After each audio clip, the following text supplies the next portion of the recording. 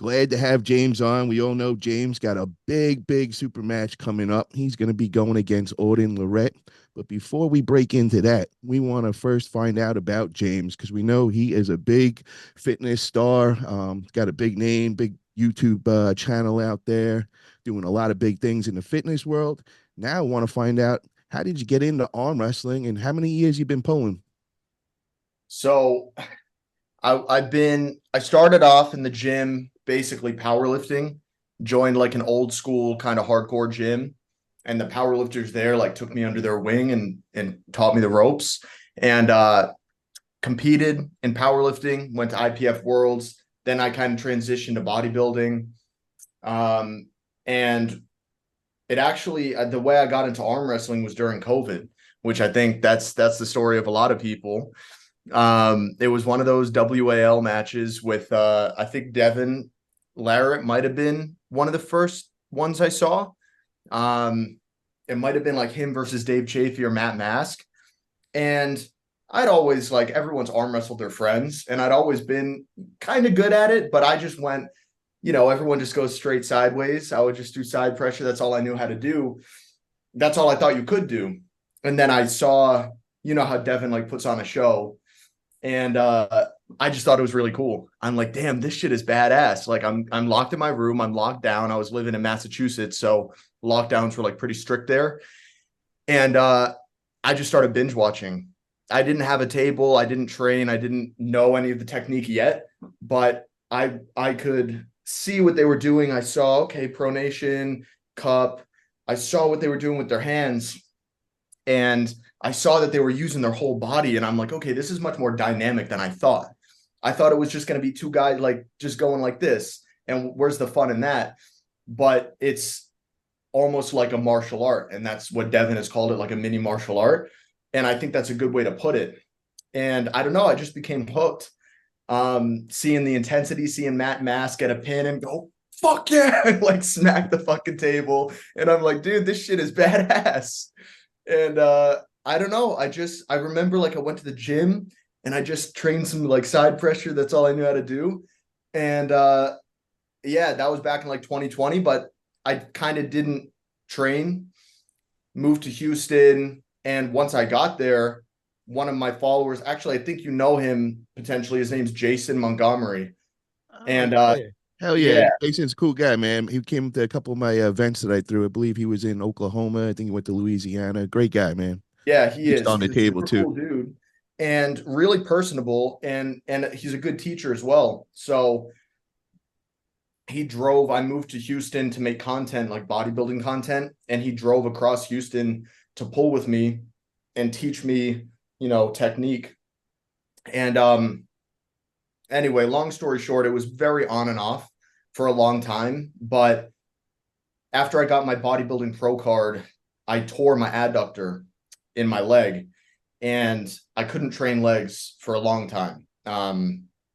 Just getting all the imaging done and the scheduling takes fucking weeks, and weeks turn into months, and then I have to get surgery. I was completely out of commission from a bodybuilding perspective, so I picked back up with arm wrestling. This was like around the end of 2022. I would say is when I really like started to kind of put in some sort of an effort, and it was on and off for around a year from there. And since I moved to LA, I've really been like taking it more seriously. Obviously, bodybuilding is still my bread and butter. That's how I make my money. And that's, I want to go very far with bodybuilding, but I've noticed that it's pretty easy to actually fit arm wrestling in with bodybuilding training. Wow. I like the story, man. And what's your age, height, and weight? I'm 24. My height is 5'9", and my weight is like 210 right now. And where did you grow up? I grew up, moved around a little bit, Florida, Washington, but mainly I grew up in a little town called Amesbury, Massachusetts. It's right next to Newburyport, and that's actually where RVJ is either from or where he's currently living. So if I ever head back up there, it'd be cool to get some practice in with him. So you're an East Coast guy, and that's where you got into powerlifting and bodybuilding and all that. Yeah, yeah. You ever There's like a train lot at of Bev's Francis over in Long Island, New York? What was that? You ever train at Bev's Francis over in New York? No, that's a huge gym. And I lived in Manhattan for like 3 months with my friends. Um, and I trained at a bunch of gyms there, but I never went to the Bev Francis gym. Yeah, the reason why I asked that is that's my home gym over in New York. I've been training there 25 years. No Steve, no all the crew. I used to be a fitness model, so your story got a lot in common with myself. I lived in Miami, did the whole fitness modeling thing, and I was really big in the fitness world. Kind of found the arm wrestling world same way as you, right around COVID and all. So we got a lot in common as far as that. So really great to have another fitness guy in here and to hear about your transitioning into arm wrestling. So, how did you do when you first began, man? Because I know we all think we're the undefeated champions at the beginning. Nobody could beat us, and then we find other arm wrestlers, and that's when the humbling starts. So, how did that all start for you, bro? And who was like the first team that you actually got on a table and started training consistent? Yeah, so I'd I wouldn't say I was undefeated before I got into it. There were some guys that beat me here and there, but it wasn't like a huge part of my life or anything. I just, everyone arm wrestles when you're young. People, hey, arm wrestle me, man. So it wasn't until I would say Jason came to Houston, or he lived in Houston, but he came over to my part. And that was my first time pulling with someone who was experienced and knew what they were doing. He had a good top roll. He had a good hook. I mean, he was basically strong everywhere. And he was significantly lighter than me too. And I'm like, okay, this guy is around that time. I would say we were around even. He might have been a little better than me, like a little stronger. And the only reason I was even or close to even with him is just because I was heavier and stronger in the gym, and I had a very good press. But outside of my press, we were very evenly matched. And I'm like, okay, well, this guy is 30 pounds lighter than me, and he can kill me in certain positions. So from there, it's still like it wasn't an immediate thing where I was just hooked right off the bat. I still watched a lot of it on YouTube, but in terms of training it, I was very focused on making content back then, bodybuilding related content. And it wasn't until I first went to like a proper table practice in, I think it might have been 2023, actually, was my first practice on a table. And I got to pull a bunch of different people, maybe end of 2022. I also did when I saw Larry Wheels in Dubai, we had some practices there, but I really didn't know what I was doing. I just kind of had a flop press and I was basically just pressing everyone. But when I went to this actual practice, trying to get better and not just beat people, that was in 2023. And that's where I started to really learn about different lanes and whatnot. Who's your favorite arm wrestler? Do you have somebody that you look up to and kind of inspire to be like?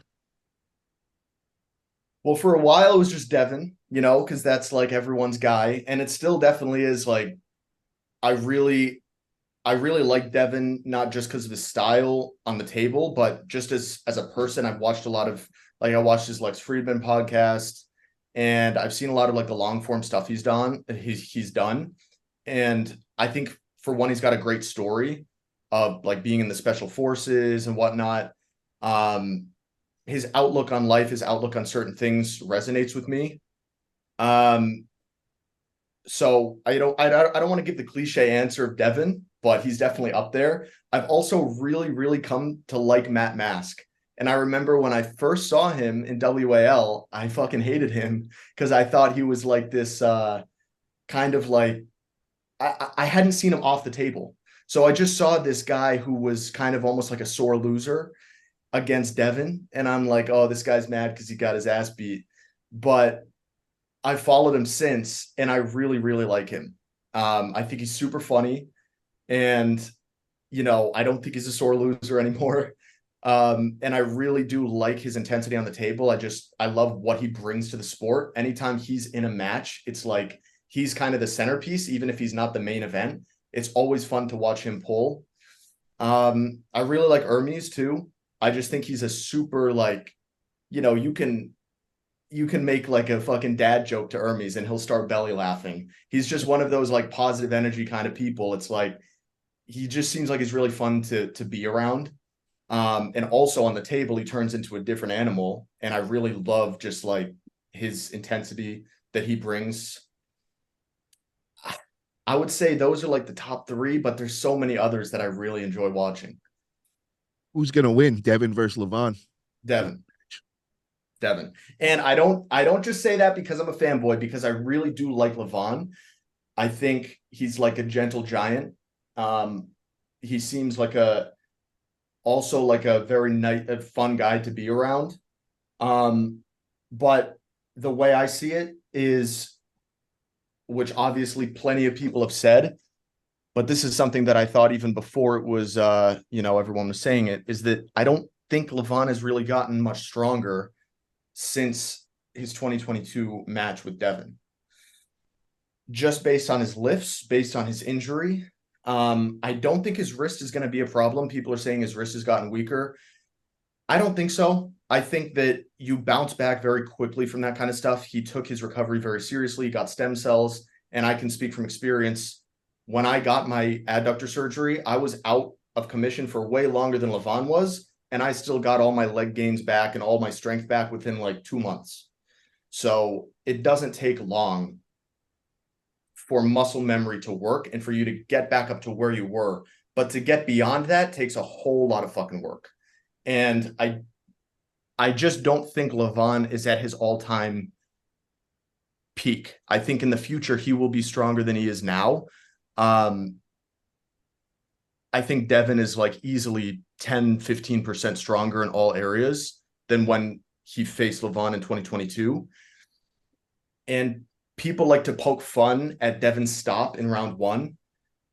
Like, oh, Levan just took an extra couple seconds to pin him. Yeah, that extra couple seconds is fucking important, because you saw what happened when Hermes was able to hold Levan for more than just a couple seconds. He gassed out really quickly, and Hermes would have pinned him. If Levan hadn't dragged his elbow off the back of the pad, Hermes would have pinned you. Everyone here agrees Hermes was about to outside just flop him down to the pad, right? We can all saw that. Absolutely. So Devon's stop is not this little trivial thing. It actually means a lot. And I think people are forgetting, Levan said after the match that in round one, before Devon got injured, Devon was the second strongest arm wrestler on the planet under him. So that's coming from the fucking horse's mouth, right? Devon's way stronger now. Look at all of his lifts. Look at the complete dominance over Hermes. And you could say that's a stylistic difference, and sure it is. But I just don't see it happening. I think Levan will probably get him in round one, but I think he's going to use a lot of energy to get that done. And I think Devon's strong point is being able to have the same strength in round five that he had in round one. And I just don't see that happening with Levan. You think he's going to King's move? Is that how you see it playing out? Yeah, I think it's going to be the same. I don't see why he would change it, because it worked the first time. In round one, you give Levan his movement onto his A side. You let him have that in exchange for, obviously, that torque that you can apply on the arm. And I just think that torque and his wrist integrity is going to be significantly better this time. I think the stop is going to be an inch higher than it was before, and I think it's going to be a few seconds longer. And then sure, maybe Levan will surge a few times and get that first pin, but I think he's going to be breathing hard after it. I do. How do you see the score in the end? The Levan fanboys are going to say that I'm fucking, delusional. And I think the only way that Devon loses is if he gets injured again. And if he does, then it's absolutely game over and Levan will win. How do you see the score? Sorry? The score. So 6 rounds. What do you think the score will be? I think it's going to be 5-1. Wow. I think it's going to be 5-1 or 4-2 Devon. Now, this is all just opinion, okay? Levan just come out and fucking smash him every round. But I really do think that that's Levan's path to victory has to be 4 flash pins in a row. And I just don't see that happening against this current version of Devon. Do you think Levan got back to his original strength level of the first match after this injury? I do. I think Levan he's not a stupid guy. I think he understands the progress Devon has made and the need to get back to his old level. So I think he's done whatever is necessary to get to that old level. And, you know, I don't think he's been slacking for the past however long he's been able to train. What's it been, like 5 months since he's been able to train again? And something like that, yeah, guys, people are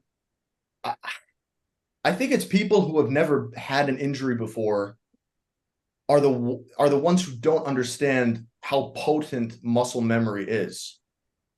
Like it is so much easier to put back on muscle and strength that you've already gained than it is to put it on in the first place. It's like 50 times easier. It's not even close. So, yeah, I think You Levan think is that's back the worst where- thing that could happen if Levan just comes out and dominates and gets another 6-0? That could be the worst thing for him in terms of where do you go from there? If you've beaten the number 2 guy in the world, like 6-0 both times, what's the next matchup? Do I think what's the question? Oh, if that would be the worst possible scenario, if Levan came out and just crushed Devon and say it was a squash match and a 6-0, what happens then? I mean, for Levan, it's almost the worst thing he could do because there's no more competition in terms Right. of that's the number 2 guy. So he puts himself in a precarious position. Not in size. I mean, he gets to compete then 2, 3 times a year and do what he's been doing and be the champ. So Yeah. I that would be think great for him. But as far as us fans and the arm wrestling community, we want Devin to win, bro, because then we guaranteed for the trilogy, man, and for that third big one. So, I'm with you on that, man. I'm praying that you're right on this. I'm just not so sure, man, that I just think the gap was too much that first one. I'm not sure that 10, 15%, is going to be enough. Israel, what's your thoughts, man? Do you think that Devin is really leveled up that much that he could make this big upset happen? Man, I was gonna say that James was literally said what I was thinking. I mean, I've always thought that the first time around, that round one, I think if Devin would not have gotten hurt, we potentially would have already seen a different outcome. I Yeah. really do. And like he was saying, Devin's just gotten stronger. And if Levan is around the strength level that he was before, and we would have potentially already seen a different outcome if Devin wouldn't have been injured, I think this time is just going to be, like he was saying, if Devin can prevent getting injured, I think the world's going to be surprised. I really do. Yeah, I just don't know how a rational person can look at this. I totally understand both sides of Levan's going to win and Devon's going to win, but I don't understand how anyone can say Levan is going to flash pin Devon 6 times in a row, even if Devon doesn't get injured. That just doesn't make sense. Like, if Devon doesn't get injured, yes, of course, Levan could still win, but it is not going to be easy. It's not going to be 6 flash pins in a row. And I stand by that. And I'm willing to put money on that. If Devon doesn't get injured and after the match, he says, yeah, I wasn't injured, no pain, and I still got flash pinned 6 times in a row, then I'm completely wrong. But I think we only saw that complete dominance from Levan when Devon had to completely change up his style. I mean, he went from kind of posting, ready to apply a ton of back pressure and pronation and do the same thing in the second round. And then you can see the muscle shorten right here because it gets torn and his arm goes down and you immediately kind of see him shake his head and grimace a little bit because he knows I just fucking tore something. And then round 3, he goes into a defensive hook, which I haven't seen him do to start a round since like Gennady, maybe. And even then it was kind of different. He was trying to press. So he was only doing that to give the fans a show. He knew he wasn't going to win after round 2. He knew it was game over, but he still said, I want to break myself on the table and give the respect to Levan of not just, relinquishing the last 4 rounds, and also give the people, what they paid for. But I totally agree that even in 2022, when he was 10%, 15, 20% weaker than he is now, I think it could have gone differently if he hadn't torn his bicep. And people will say, oh, well, that's a big if. Levan was so strong that he was strong enough to tear his fucking bicep. And yeah, fair. But I don't see that happening again. He's healthy. He just got imaging done, and they said there's no fraying of ligaments or tendons. There's no tears, no arthritis. So he seems to be very healthy, seems to be very strong. Yeah, that's my view. We got a Now, super chat from okay. Cold Stone for $1.99. He says it's the best of 5, can't be 6 flash pins. Cold Stone, I think it's the best of 7 because it's a title match in East versus West. So it is best of 7. Yeah. Yeah. So first of 4, yeah. So I'm going to play devil's advocate. I'm going to play the other side right now, and I'm going to give you my argument of why it could be a 6-0 flash pins for Levan. And that is, I think it's the styles, man. I think Hermes, the reason why he was able to make that stop was just the insane back pressure that Hermes has with that load, and then his transition to the press. I'm not so sure that Devon has that stopping power, meaning like that back pressure load as powerful as Hermes. Would you agree with me or disagree with me on that one, Matt? I agree, absolutely. Yeah, I mean, styles make matches. Hermes in that position.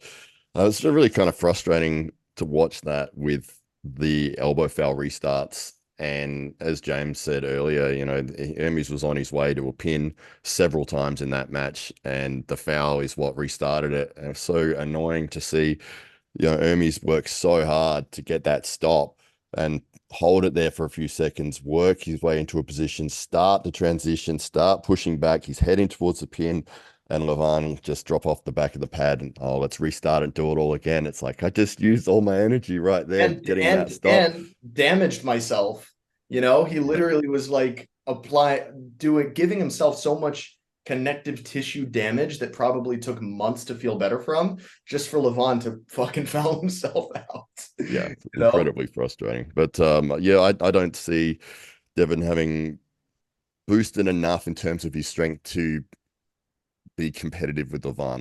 I think it's going to be a straight 4-0, but I'll be very excited if Devon can prove me wrong.